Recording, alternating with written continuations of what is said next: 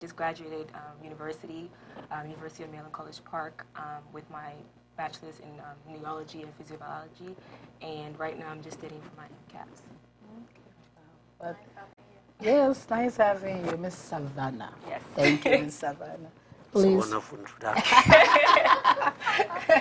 Well, my name is Ebenezer Akwa. I'm assistant pastor in Crossover Christian Church, where Reverend JB is the head pastor. Currently, I'm pursuing my master's in biblical studies.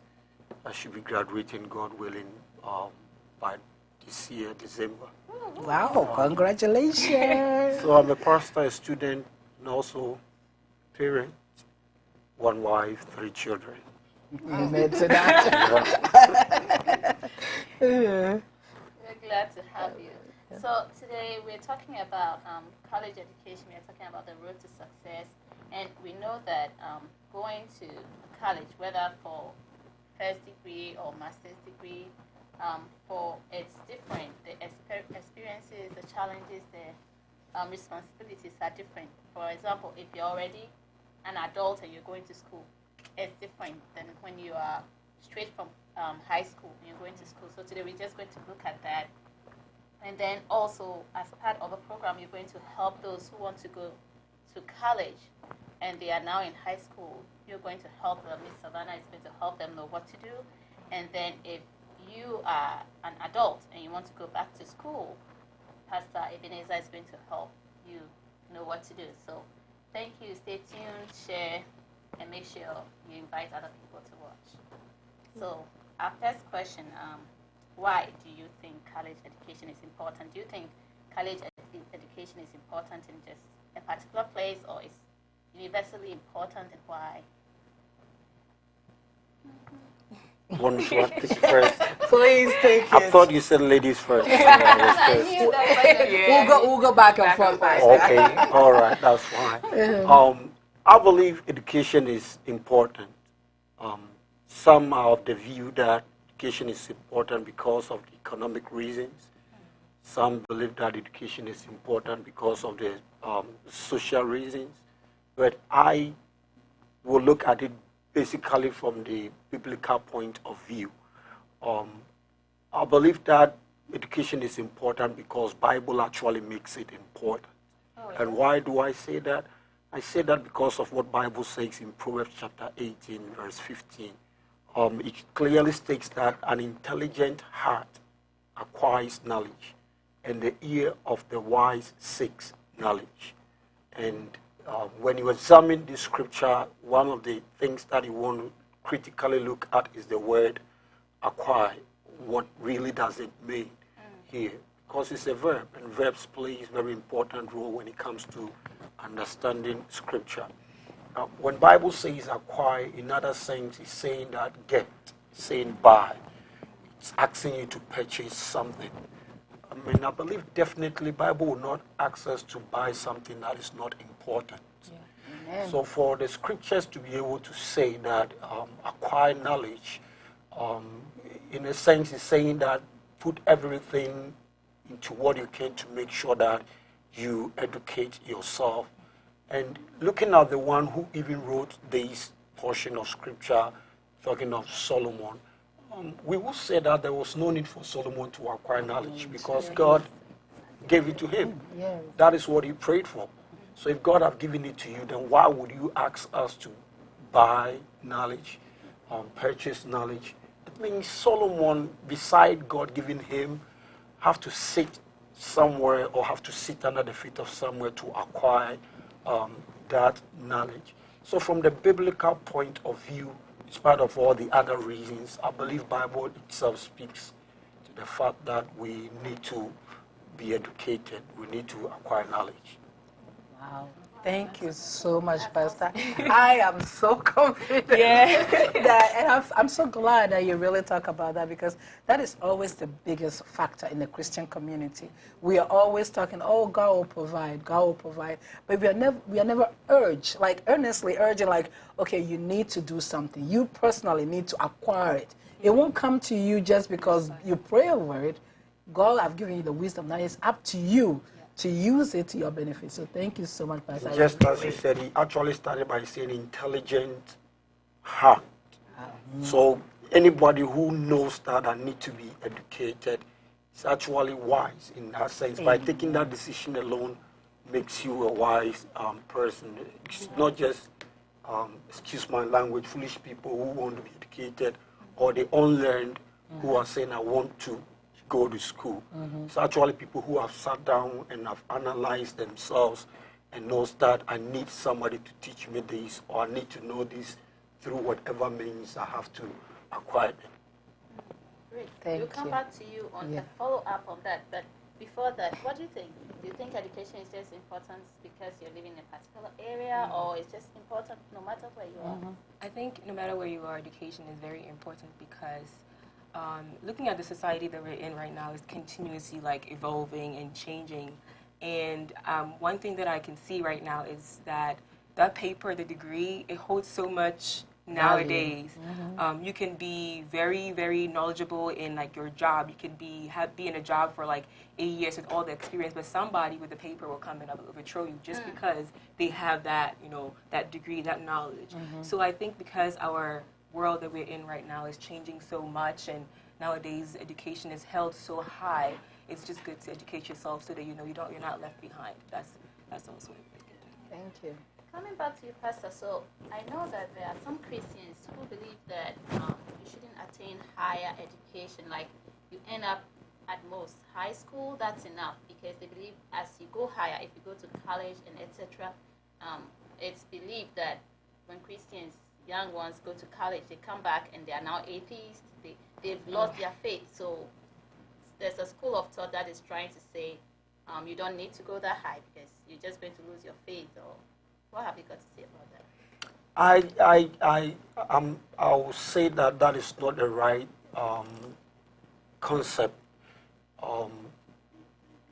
The fact that you are sending your child to school does not necessarily mean that he is going there to be convinced to change his belief or her beliefs. What we have to understand is that going to school itself in our modern world, actually, basically, we'll say that it's Christians who actually began the school. Yes, Yeah. it is. Yeah. It is. So it's the world that is changing, as I said, the world is evolving, so the other things are coming in. However, we should make it very clear that if the child knows what he ought to know, it is very difficult to convince them otherwise. True. Those who are easily convinced or they get change in their belief are those who are not foundationally strong in their belief. Besides that, there are people who also go to the same school, college, whatever it is, and also become Christians. True. So it runs both ways.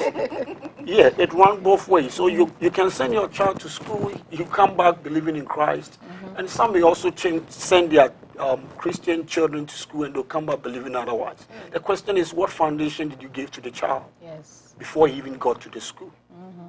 Yeah.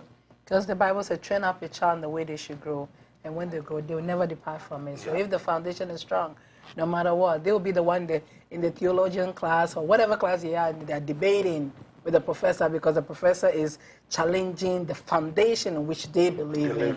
And that is important, that your child have a foundation that is unshakable, not even by the society standard. And that is what education is. You have to have a foundation that is unshakable by the society expectation. So. Awesome. So can you tell us how was your college journey? When did you decide to go to college, and what did you do? For me, my college journey was not a straight kind of way. I'm a very non-traditional kind of student. So when I was done with high school, well, my senior year of high school is when I decided to, what college I wanted to go to. The main thing I was looking for was distance. I wanted to stay close home as well. And one of the most important things was money. Money when it comes to college is very, very important. So Money plays a factor. where the money goes, I go. That was my my idea of what I wanted to do. So going to college, I was looking for the curriculum to like what I wanted to do. Like, for example, I wanted to study biology. So I wanted to know if they have a strong base in whatever major that I'm going to get. And when I was also looking for college, I was looking for a way that I could kind of like grow as a whole. So a place where I can get internships, I can get job opportunities as well. Wow. So that is something That's a good package, right yeah, there. you have to be able to, because some schools it's hard for you to find those things. And so I was also looking at those as well. So those were the main things I was looking for when I was looking for schools. I'm glad you said that. Was somebody guiding you? Because sometimes our kids who are watching, I know they want all those things. But did you have a counselor who was guiding you, or who was your mentor to help you so that you choose the school that have all those things that you need? So I actually became friends with some of my mentors, my counselors. And actually the scholarship that I got to go to the school, my community college that I went to, it was actually one of my professors, my counselor, that actually recommended me to that was because I went to her with like what I wanted to do. I spoke to her about what I wanted to do, and she was like, "Oh, have you heard of this scholarship?" I was like, "Oh no, okay, I'm gonna apply to that. Have you heard of this? What about this school? Have you looked at this school?" So those were like just being there and like just trying to like go through it with her. So having people like your professors, because you're going to need letters of recommendations when you're going to college. They're going to ask you any scholarship that you write. Half of them you need letters of recommendation. That's true. So you need to be really, really close with your professors so you can ask them about like these kind of things. And also counselors can like vouch for you, for example, if you need like a job or an internship. So those are very important when you're looking for like internships and stuff. So our sister is telling all of us that is watching, please don't be sitting at home saying, I'm praying for God to make a way. You have to go out there. Really go out there. You have to make sure that when God makes a way, you are actually moving through it and talking to people. Because sometimes that's our biggest challenge. We don't talk to people. And we stay at home thinking that God's going to open the manna from sky and just drop things. But you put in a lot of work. You put in a lot of work. Okay, thank you. Thank you so much. You said it was non-traditional. Can you explain that?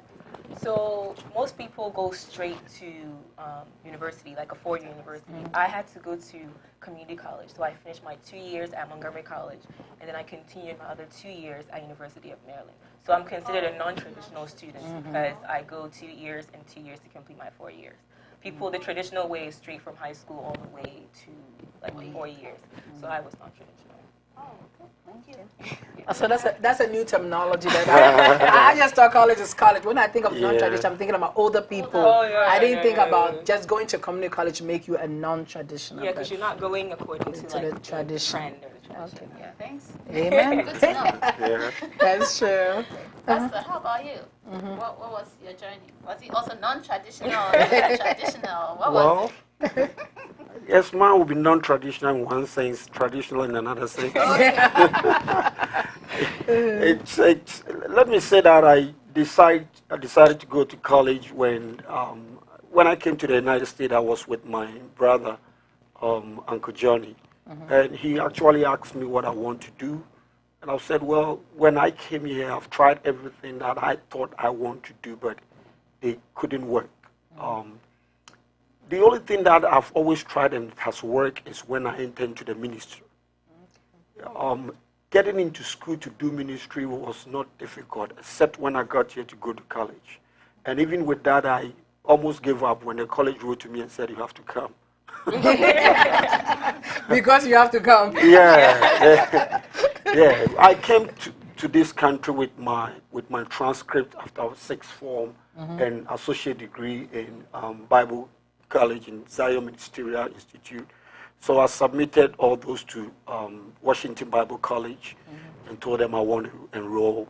And they asked me to send my transcript to evaluation board, have them evaluate before they will know where to place me. After they've done all the evaluation, they said I have to go back and write TOEFL. Well, I'm like, well, as long as they're still going to enroll me, I don't mind going to write TOEFL. So I went and write my TOEFL and passed. They were still looking for more. I said, well, that is all I have. I've written my TOEFL. If there is any exam that you want to write to come, I will. But that is all I have. So I was sitting home one day and they had a letter saying, you are welcome, you have been enrolled, come. And so I started. But again, it was my brother who encouraged me, who told me that whatever you want to pursue here, it would be better if you educate yourself. So based upon his advice, I decided to enroll at Washington Bible College. And I said non-traditional, traditional. Because technically it was supposed to take me 4 years in college, but it took me 8 years in college. And maybe I'll explain that later. That is what I call it now. Non-traditional. That is my own term anyway. It's okay. We all have our own terminology. Yeah, so that is how I entered college, and by God's grace, we were able to make it to the end, and then continue still with Washington Bible College, transfer to Lancaster Bible College. And for me, I was basically looking at what do I need to be able to interpret the scriptures. I'm going to school for this purpose. These are the tools that I need. This is the school that I believe have the tools that I need, because so many schools were presented to me, but when I read from their website what they have to offer, it looked like it's a little bit shaky. They don't have the actual tools that I need. Therefore, I have to examine the tools and decide which school I want to go to. Thank you. Talking about having your transcripts evaluated, it's good when you are going to school, because then they actually tell you that you need it to be evaluated, or they tell you they have the facility to evaluate it. But when you're looking, just to put this in there, when you're looking for a job and you have a transcript or a degree from a different country, if you don't get it evaluated, you keep going for interviews and they'll just keep tossing you. Most of the time, they won't even tell you need to get it evaluated. So just in case you're out there and you're wondering why you've been going for so many interviews, if you have not gotten your transcripts evaluated, you would like to look into that. Can you tell us about TOEFL? How was the TOEFL like? How do you write it so you can... Yeah, as I said, TOEFL is basically when you are being considered as having English as your second language. I could have written it direct, but again, my brother advised me that from where I was coming from, the English might sound a little bit different and the meaning might be a little bit different. Some words are not explained the same way back home in Ghana as it is being explained here. Of course. So he will actually advise me to take a class on TOEFL, so they'll give me more idea on what I need and how the questions are being presented and all that. So I took a school in DC for about 2 months, and they walked me through what is expected, what some words means. Of course, they also evaluated me and got to know where I am, and then they realized that I don't need that much of tutoring. I just need some few guidelines to be able to pass the exam. So they also walked me through, and on the very day that I have to go to the class, it wasn't anything difficult, as some may think. Some people see TOEFL as a big thing, but it is not. As long as you understand the English, you just have to walk out there and do it, and you will get it.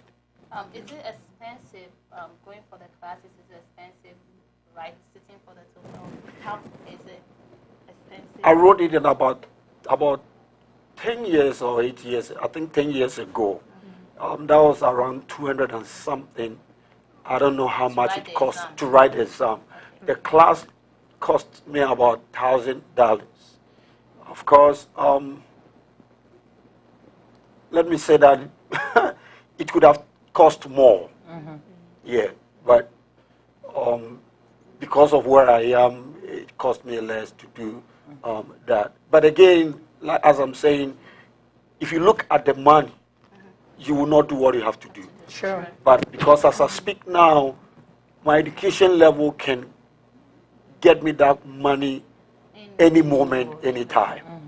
So I just invested into my own future. If you look at it that way, then nothing will hold you back from going and taking your exam just so that you go to the next level. If the job you are seeking for, the school you want to enter is going to be putting $1,000 into it can make you reap it back, I will encourage you to do it. And that is so true. It is important to realize that education is investment. Any type of investment that you have, you're going to reap a reward, even if it's just a fundamental. Sometimes the people may get a degree and they never really work with a degree, but it provides you the skill set that you need and it opens doors for you. And so that's the opportunity that we want you to understand, that college provides you the know-how, but then you have to use the skill set that you learn to do the next step. So that's important.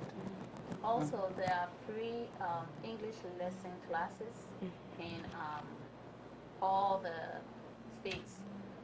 It's just that those will be just for your everyday speaking and interactions. So for TOEFL, it will be different. But if you want to start with the free classes too, you can just go to your community center, ask for the brochure, and they will enroll you for free. But then after you've done that and you have a little confidence, that takes like a few weeks, like 4 or 5 weeks. And then you go ahead. So just like Pastor said, don't look at the money. The benefits are great. And that reminds me, I actually went to library for those classes that you're taking off. When I got there, I realized that no, I can't pass TOEFL with these. They were so, they were so basic. Yes, so I'm like, this is not what TOEFL is. So you need different skills. Yeah. That one is just especially for those who come from countries where maybe you never went to school or your country doesn't speak English. Then those are the free classes for you to be able to go to the market and buy stuff. Conversation, have a conversation with people. In my case, it was actually the SAT. And like for us, with the SAT and the ACT. So for me, I wasn't prepared for SAT at all, because when I came, they were like, oh, you have to take this SAT. I was going straight into high school. I heard so much about the SAT, but I was like, I didn't really know much. That's why I just wish I had asked more about it.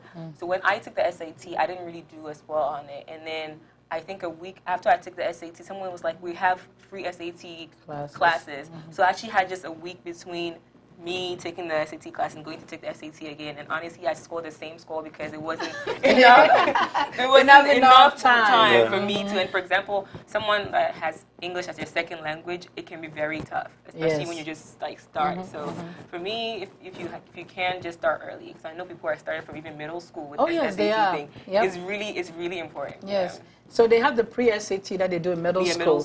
You know, and I tell people all the time, if people are around me, I say, the SAT you can take it at least 3 times. So you can take the pre-SAT in middle school, take the SAT in 9th grade, take it again in 11th grade, and if your score is good, you don't have to take it in 12th grade. But if you are not, then take it again in 12th grade. So at least if you have improved, you give them the highest score for the colleges that they wanted. But take the pre-SAT so that we know some of the skills. But do take the class. I definitely believe the class is very helpful. Yeah, it's a good investment. Yeah. It's a good investment. So if someone just came from Ghana, let me use that scenario, and maybe has an associate degree or just came from high school, what steps would you tell the person to go through? How do they get admission forms?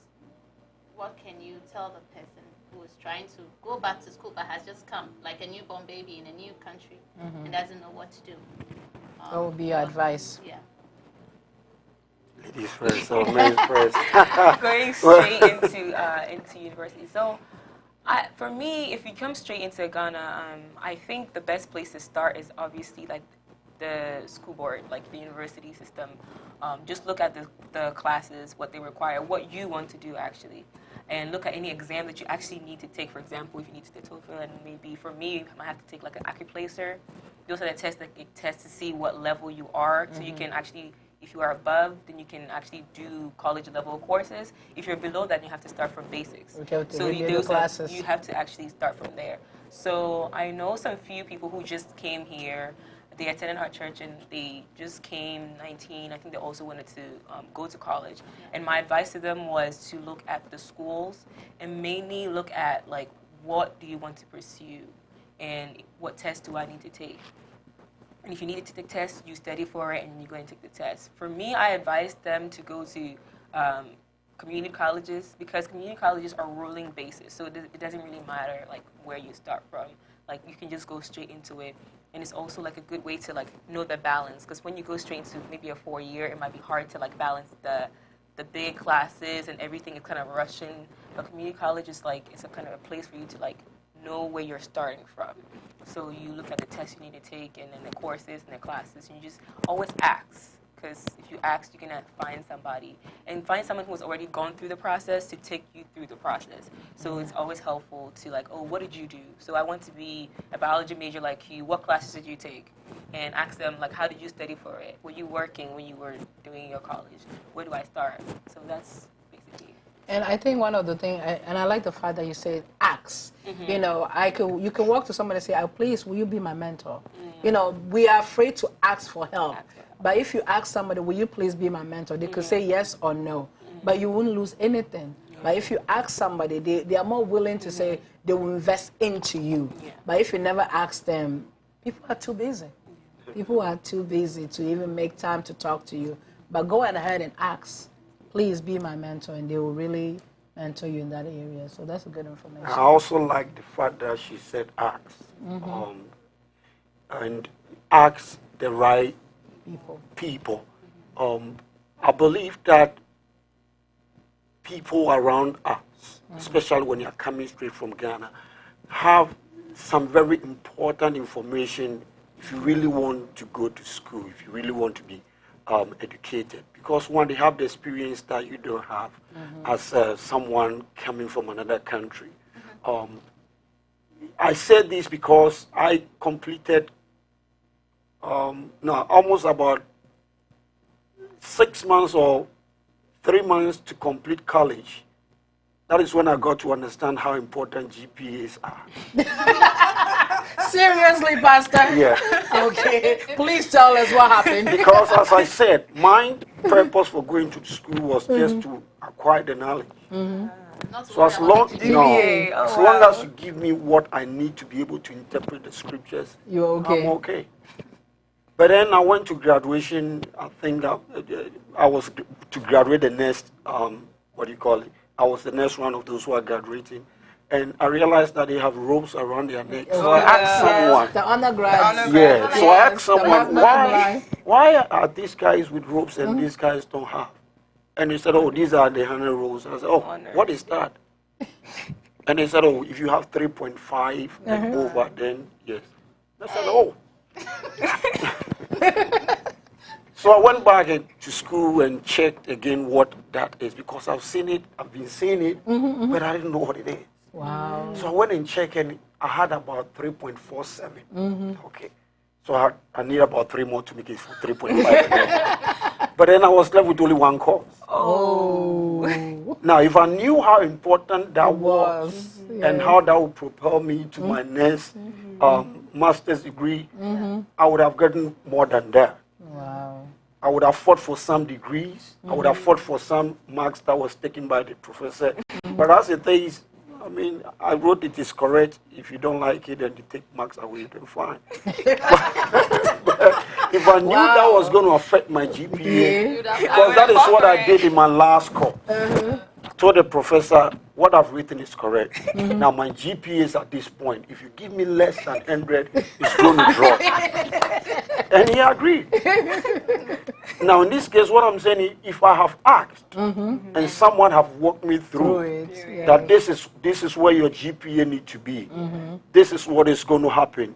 People are going to react to you this way because you are coming from another country. All those things are little bit of things that if you get that information from people, you expect it, so you know how to react to it. And secondly, I also say that walk to the school, whether you know it or not. Just get familiar with the school environment, because that alone is another process that you need to acquaint yourself to. The environment itself can cause you not to be able to absorb things that you need to absorb. But as long as you're familiar with the environment, you don't think about other things. You think about education because you're familiar with other things. Okay. Wow, thank you so much. So this is Moment of Truth. We're talking about college. And our pastor really has allowed me to think, because sometimes you don't even think about stuff. Like, I know about GPA, it never really dawned on me that somebody would not even realize what it is. So please, please, please, things that are just looking very overwhelming, ask questions. Because if you never ask, you never know. And those are the things that will really harm you, because if you have a good GPA, believe me, those schools are looking at your GPA. Yeah. You know, when you want a scholarship, they are looking at your GPA. A GPA of a 3.5 will get a scholarship better than a GPA of a 2.5. So remember, your GPA makes a huge difference in your career as a student. So, And yes. so if you're watching, you don't know what GPA is. It's just the scores you get, like at the end of each year, this semester, when your results come out, it will tell you what your average is. It puts all your scores together and take an average of it, and they'll tell you what it is. And usually the highest is 4.0. So anything lower than 3 is really not very good. Yes. So go again and take a look. Yep. Because a 4.0 means you got all A's. You know, if you get a 3.0, it means you got all B's. If you get a C's, it means you got a 2.0. So remember, each letter also represents a grade. And if you are taking honor classes, they also do an additional, you know, stuff that will help you. But the most important part, you need to know your GPA. You have to know those numbers, because those numbers are important when you are writing your award or your scholarship, or even somebody's writing a letter of recommendation. You have to let them know, I have a 3.5 GPA. And they'll be so proud just to write that, yes, 3.5 GPA. Very important. You know, because you're an honor student. Yeah. So you make sure you make A's and B's. And that talks very highly of your education and your investment in your education. So, yeah. Thank you very much. So, what are some of your expectations, fears, worries, concerns when you were first going to school? Let's say just your first year. Somebody is going for the first time and thinks they are overwhelmed.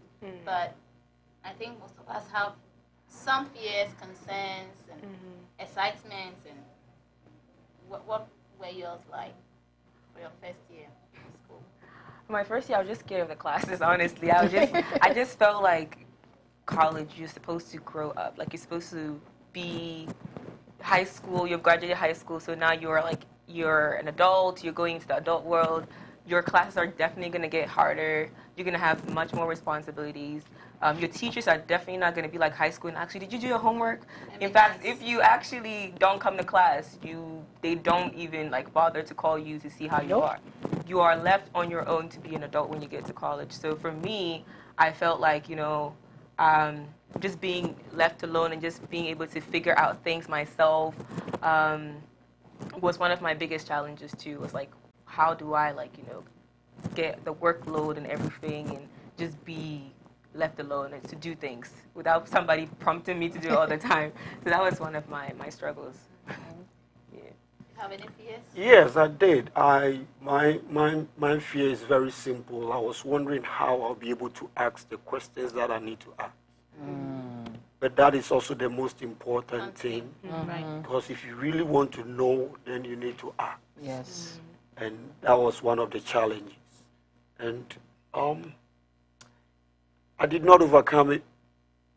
So you had most of the questions? Yes, by God's grace, I had most of my questions asked by other students. Oh, okay. That's good. That's great, by His Yeah. grace. But when I started my master's, that was one thing that I said to myself that I don't have to repeat it in master's. My first course in master's was Hebrew, basic Hebrew for Bible interpretation. And to my ultimate surprise, I was the professor considered me as one of his best students. Not because I was very good in Hebrew, because there were other students who were very good in Hebrew. Simply because I was asking more of the questions. Because you want to know. Yes. Yeah. You want to know, and that is it. Yeah, And because that's half of the battle. I had no idea about Hebrew, so I realized that if I don't ask questions, I'll go through this class without coming out with anything. So I made up my mind to ask more questions. It's interesting you mentioned like asking questions.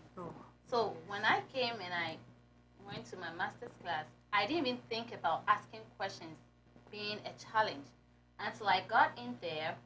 And then anytime I ask a question, I have to repeat it like 3 times just because of my accent. So you got to a point when you want to ask a question, you're just wondering, should I even ask this question or not? Because, I mean, it's annoying. Seriously, if you have to ask the same question and like, pardon me, can you come again? Like, Lord have mercy. So what helped me was though, so I stopped asking questions actually. But then I had a study group. So there were other teachers in the program. And somehow, I don't know why they decided, but two of them came to me. They said, oh, they wanted to be in my group.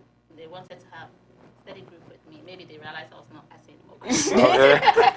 And that's how, so it's like most of the things that we had to do, I realized they joined me because they couldn't get time to do the assignments. So they realized I was turning in my papers. So, but then it was a trade-off because then I did most of the papers, but then if we're doing it and I had questions and they didn't have answers, the next time we went to class, they raised the questions, just like you said, Adam. Yeah. So that helped. And that was not something I even envisaged that it would be a challenge, but it was. It's actually a serious It is I a serious challenge. because the thing is, if you don't get to ask the questions, the answers are not coming, and you might leave the class not understanding anything. Yes. And that's true. Most times, you know, they say there's no such thing as a stupid questions. If it is zoning on your mind, it means that you need to ask the question. Because somebody else is thinking about you, but they are afraid to ask the question. So I'm like, I'll raise my hand and ask the question. I will ask it without blinking an eye. And if they ask me to repeat, I will repeat it again. And I will even spell it too, because I want that answer. People actually started getting mad at me because I'm the kind of person, I will ask the question regardless. I will even ask it again. So some people actually record the lectures. So they all come to me, why do you always make the lectures so long? Because you're asking the same questions over and over again. But I had people come to me like, oh, thank you for asking that question. Like, I had it on my mind, but I didn't want to ask, but like, thank you for asking that. Oh, yes. So it's always good to ask questions. The professor gets to know you. They really like when you ask them questions and you challenge them. Yeah, because, you know, sometimes, like you said, you ask the question, but they didn't explain the way you understand it. Ask it again. Because they have to, as a teacher, you have to look back and say, why is she asking the question? Because maybe I didn't explain it properly. So now I have to re-explain so that she will understand it. Because that's why you are paying the teacher to teach you. So now you need to learn. And that is my thing when it comes to college. I pay too much money for me not to learn. So you got to think about that way. So yeah. If you're watching us from home, go ahead.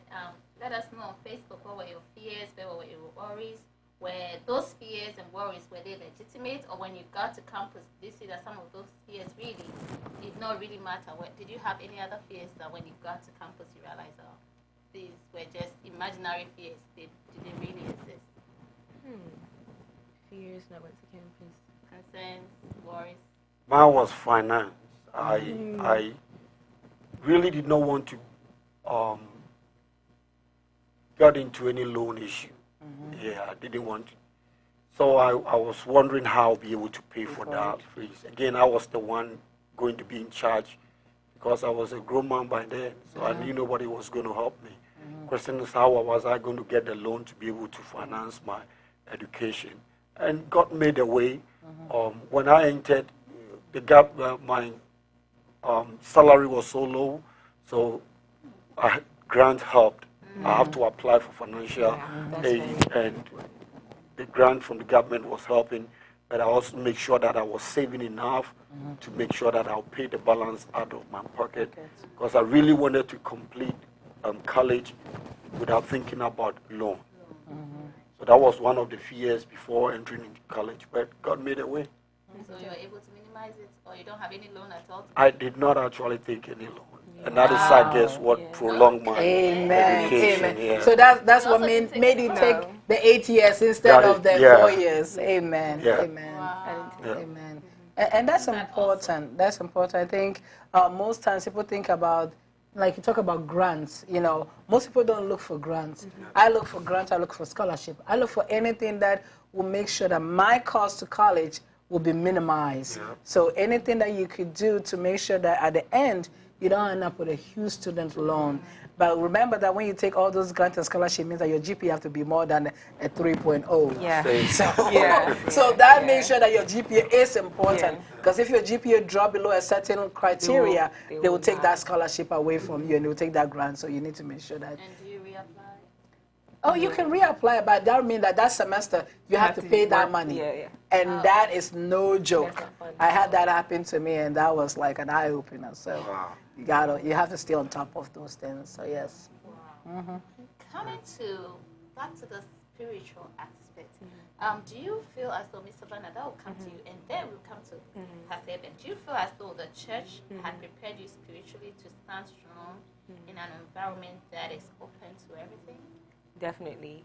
So one of the reasons why I actually wanted to stay close home was because of that. So when you're in high school, your goal, most schools, is just to get away. Yes. Most kids just want to get away from their parents, just going to go as far away as possible to just feel like it's just time for them to elope and just be by yourself and everything.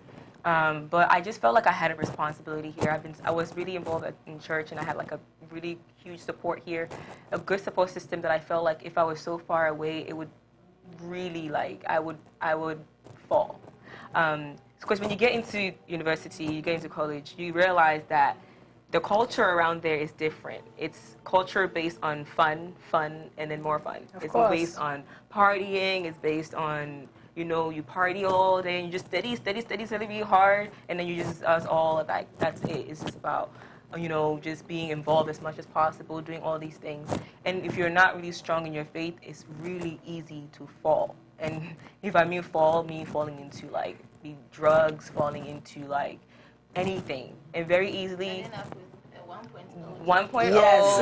And academic probation being kicked out of college. You will be surprised the amount of friends, because I felt like I was able to choose my friends wisely, because most of the friends that I chose were actually people who were actually Christians themselves and went to church. So we were able to hold on to that instead of, some of the friends group. I knew that if that person was my friend, every day we were going to party. So I just knew who to stay away from, and then who to, get close to. So it really helped me with, for example, choosing my friends, and also just being part of church and everything, and just being part of your family, people to go back to. And people always it helps you when you're going through those moments of sometimes college, when it's it gets hard, you can really get into a moment of depression of I can't do this. But when you're around people who are always motivating you and stuff like that, it really helps you always continuously hearing the word, and you're always in tune. Because I knew myself. I knew myself when I was Savannah. Savannah. How far? I knew myself when I was Savannah. So where you are, if you go anywhere where you're not supervised, where you're not strong, you will fall. So I had to talk to myself and be okay, maybe I have to stay home with my parents, which gives you good food. Of course. Stay home with my parents, free rent, you get good food, you get no money issue, you don't have to live on campus, but I had to sacrifice living on campus for my own sanity. Amen. Amen. But, Pastor, how do you think what are some things the church is doing to make sure that the young people are prepared, to be in an environment on their own, or even to decide whether they want to go to that environment or not? How is the church preparing young people towards independence in college and beyond? What are some things? I think that is a very good question. There is nothing more important when it comes to preparation than God's word. Amen. So once you give them God's word, there are things in God's word that also encourages us to be able to help people financially, socially, economically, whatever it is that we can do to help them. Even helping them on what to choose and what not to choose. So once you've given them God's word, you ask yourself, can I bring in people who can also speak to them on their education? Our church does that, and I believe Church of Pentecost also does that. People who are we call them resource people. They are knowledgeable in finance, they are knowledgeable in education, they are knowledgeable in whatever field, just to come and speak to them. And because the church is in charge, whoever is coming comes with that perspective that I'm going to speak to people who are religious. Religious in the sense that they are Christians. So that person will also impart that level of understanding to his audience, who are the Christians. So the church, as we speak, when I speak the church, I'm speaking of Crossover Christian Church, we do embark on that, bringing in resourceful people to come and speak to the youth, or even to the church as a whole. Recently, I think we brought in one of the brothers, who was himself one of the church member before, had become a doctor on respiratory, and he came and educated the whole church on how to avoid lung cancer and all that. But he also showed us the economic aspect of that. So he wasn't only educating us on the medical aspect, but also the economic aspect of that. So by that, I believe the church is doing well, which I'm saying, I believe Church of Pentecost also, that every well-meaning church should be able to understand that, yes, Jesus took care of the spiritual, but he also took care of the physical as well. He gave the 5,000 the spiritual food. After that, he also gave them food Physical to eat. food. So it's a balance. Yeah, because this year theme for the Church of Pentecost is that I'm an agent of transformation. You know, so to be an agent of transformation, who are you transforming? You have to transform yourself first, and then transform the people around you. So you have to take all the resources available to you and make a difference, and that is definitely important. And I feel like one thing that's also important, and we're doing it right now with our youth, is stay connected with them when they go. So, for example, most of our youth, some of them are like 2 hours away, some are in Pennsylvania, some are in Baltimore, so we cannot always physically meet and come to church all the whole time. So as part of our youth ministry, we started our youth page, and part of it is that we're thinking of when we all go, because it's summer, everyone is here, so we can get connected to them, but we're thinking of using, for example, maybe FaceTiming each other and having our youth services there, because if they feel like they're not connected, it's easy for them to like always break off. Wow, that's really great. I like that, using technology, because we have technology, and that's one thing I tell people all the time. Technology is here to stay. So as Christians, we should not be afraid of it, but we should use it wisely. So yes, yeah, that's good. That's awesome. Talking about parents, what role do you think parents play in the whole college success and enrolling to college? What do you think are the roles that parents play or should play? I believe that parents should first of all be a role model when it comes to education. It doesn't matter whether you have gone to the higher level education or not. As long as your children knows that you are interested in education, Amen. they will do whatever they can to pursue it. Secondly, I believe that we should be able to pray for God's direction for our children. Most of the time, we impose what we want on them. Amen. But when we pray and ask God, what do you want my child to be? Then God will tell you and he will lead you towards that direction as you pray. I mean, it was David it was God who actually told David that Solomon is going to be the next king. And therefore, David's direction went towards that side. If not, maybe Absalom would have been the next king, because that is what he might be thinking of. But after you have prayed for them, there is the need for also to let the child itself say, because the child also have the Spirit of God in it. Amen. It's as long as you are training that way, identify what they want to do. If it relates to what the Spirit of the Lord is telling you, then you know you're on the same page. If it doesn't, then there is something wrong. Either the child is not good, is on the wrong path, or you are on the wrong path. Then you want Start to praying for wisdom. to the correct path. And I think the other thing that we also need to consider very well is to invest in the children's education. Start now. Amen. Because you might not know what the future holds, but in as much as you start putting something down, investing into education as they are children now, once they get to college, you make things a little bit easier for them. So do not just pray, do not just advise them. Put some money down, invest. Maryland has I think they call it MD 529, a college investment, which you can do. I think they have start from K-12, and they accept that investment. So yes, I think you can start with $25 with the investment plan. With the college, with the prepaid plan, it costs more than that. So again, that is it. If you don't know, ask someone, how can I invest into my child education starting from now? And once you do that, you give the child even the momentum to say that if my parents are thinking about my education, I also ought to be serious about that. True. That's true.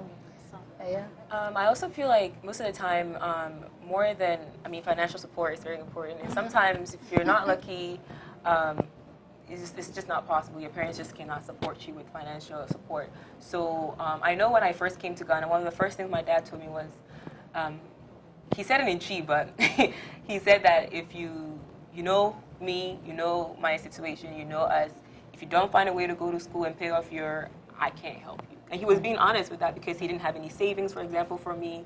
And I'm the first child, so if I didn't find my own scholarships, if I don't find my own financial aid, if I'm not on top of things, if I don't fill my own FAFSA, because he didn't know anything about FAFSA. So I had to be my own I was on my own to be able to find things to pay for my education. And God being good to me, I was able to go to my 4-year education free and paid for without any loans. So, but I had to put in that effort of finding those things to get that. Aside from financial, if they can, emotional support is very important, because most students, they will not come and tell you that I'm depressed. They will not tell you that I'm struggling. And even sometimes when I even tell my mom I'm tired, they're like, oh, I can't do this. Like, I can't even help you. I didn't go to the same school you went to. I don't understand what you're doing. If I bring you the homework, let me look at it. And you look at it and just give it back to you. You know what I mean? It's just that emotional support is really needed sometimes. I feel like that's one thing Ghanaian parents don't do well on. That emotional support, like, do we need somebody there always telling you, oh, I know I can't help you, but, keep praying, keep pressing on. And that is enough to help you out of that situation. Motivate you. Just motivating you and, just telling you. They don't have to check up on you if you're doing your homework every day, but just knowing that they're just there to support you is very important. And I feel like parents can do that more often, yeah. That's true. And I think most times, just even cooking you some good food, say, oh, you're coming home. I made some food. When that was very helpful. Yes. Stay at home because you have homework and you have so many things to do. Yeah. So our Ghanaian parents, they have a lot to contribute. So this is moment of truth. You may not be at the same level as your daughter or your son, but you have your part to play. So play your part diligently. Your child will love you for it. So yeah. Thank you so much for coming. Would you like to send a shout out to somebody? Is there any last words you would like to say? Yes, actually today we're having prayers at church, and I was supposed to lead, but I sought permission from my head pastor, Reverend JB. So thank him for letting me come. Oh, thank you so much. And also thanks to my wife. As I said, I'm a parent with children, so she need to take the children to church and all that. Thank you. And also thank you. And I also want to say a very big thank you to Miss Val Simmons. Most Ghanaians may not know her, but as she said, when you're at college, you go through so many emotional stuff.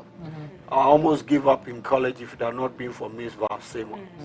She gave me 24 hours and said, I'm giving you 24 hours, because I was going to drop a course, and I said I can't do it, so I need to drop the course and I need my money back. She said, I'm giving you 24 hours. If you are not able to do it, I'll give you your money back. I went back, did it, and that was it.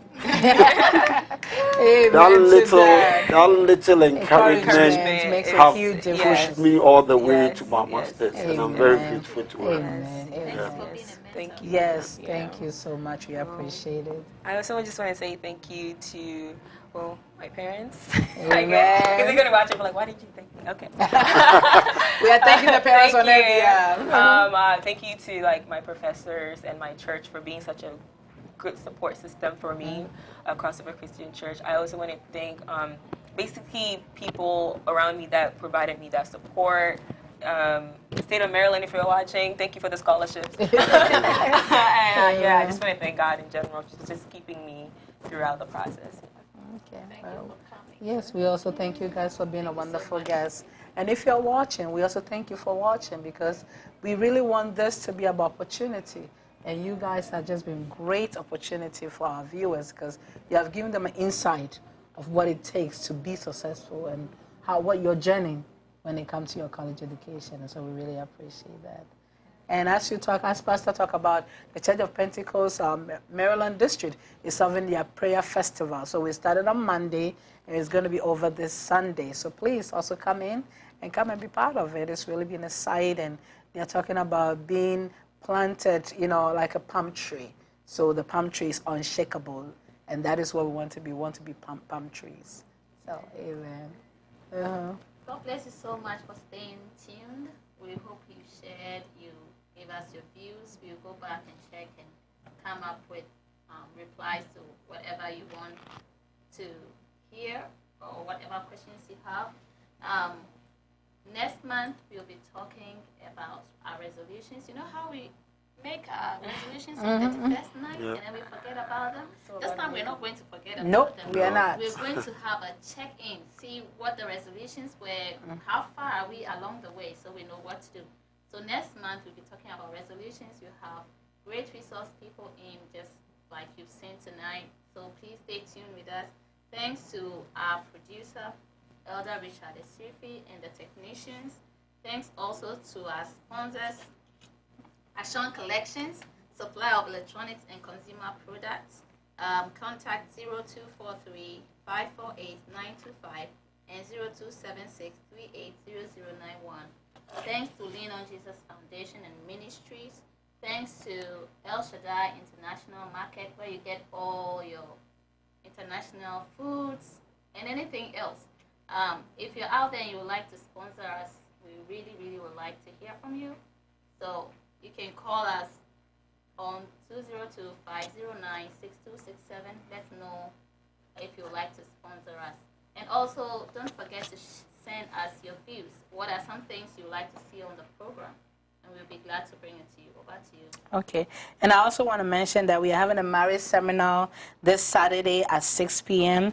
And, of course, the address is 15421 Old Columbia Road, and it's Bartonville, Maryland. The zip code is 20866. And, of course, it's here in the building, and we're going to be talking about marriage seminar. So if you want to get married, if you are married, if you're thinking about marriage, come on over. We really want to give you answer your questions with God as the guidance, of course. And so we're going to have a panel of guests and panel discussions. They're going to talk about marriage, how important it is in our community, and what are some of the scares, some of the fears that people are going through when it comes to marriage. So please come.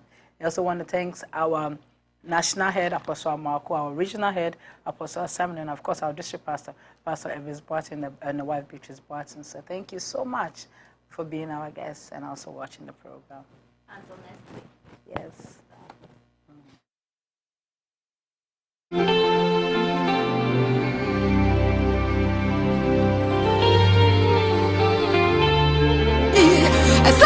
Serious in your